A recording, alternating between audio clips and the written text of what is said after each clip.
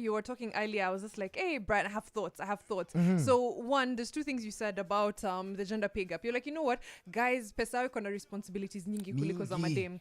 So I'll start with the fact that even if that were true, because it's not, I think people maybe who live like baby girl lifestyles are loud about it, so they look like the majority, but most women are hustling for themselves and making things work.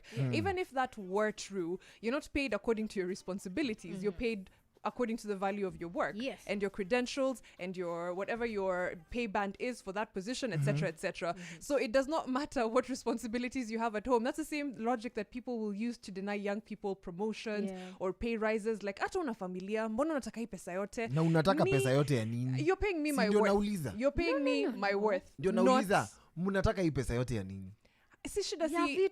We don't need to give an explanation for what the money is for. You are paid according to your work and your worth. It's not about your responsibilities or where it's going. Those are non-issues. I need a response for this one. Second, negotiation. Yes, I was getting to that. You talked about negotiating power. It's a fact. Women are bad at negotiating. Books have been written about it, and it's because we often come from a place of, like, this is what you've offered me. We do not as audacious. And I urge all women to be more audacious when it comes to negotiating, myself included. Lazima ukwe too audacious. Whatever you think, double it or, triple it. And you hopefully will get a little bit further. But even if you're negotiating, it's not on you to fix the system and to fix every problem. If, like Nara's example of you find out someone is being paid 4 times more. Had she negotiated, for example, and said even double, and they said, okay, she would still be earning half of what the men were earning. So you can't fix from wendo na dhulumiwa na bado wendo na fix. It's up to the people to offer you what you're worth, right? It can't be the whole. I know we're not living in utopia, so that can't be the case. It's you have to negotiate for yourself. But shida si ati lazima sisi to solve everything. True. But also I think hata Aseli where he's coming from na asinivunje mifupa sahi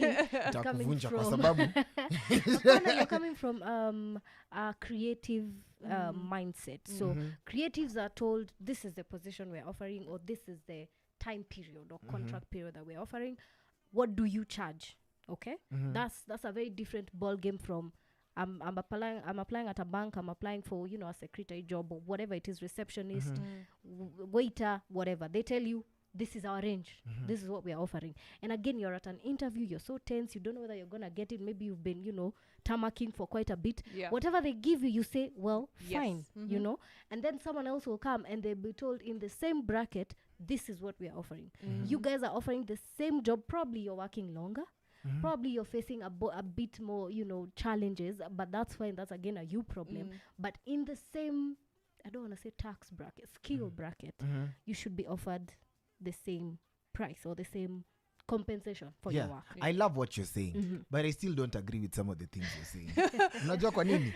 I'm not agreeable because the question is, if you understand your value, then you should be at a place where your negotiation is something that you can uphold and say, you know what, I'm ready to work. You can understand your value.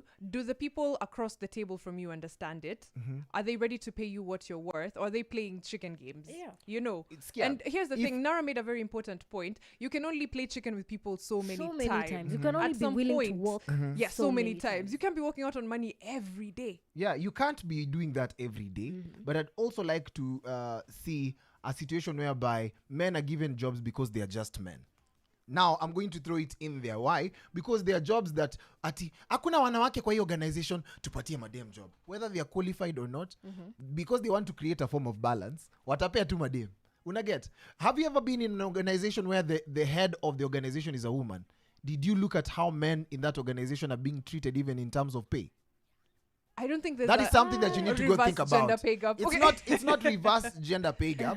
It's just that now that women have realized that there's that gender pay gap, the treatment of men in organizations where it's predominantly women are also facing the same thing as what is going on. And I love that. And I love that we've brought this conversation in that we are talking about equity, not just equality. All right. Every time you point out an issue going on with women, men have to say, but even us, we're treated badly. No, that's not exactly what you're talking about. It's exactly what you're saying. We're getting back us, you're not getting paid. We're getting back into the music.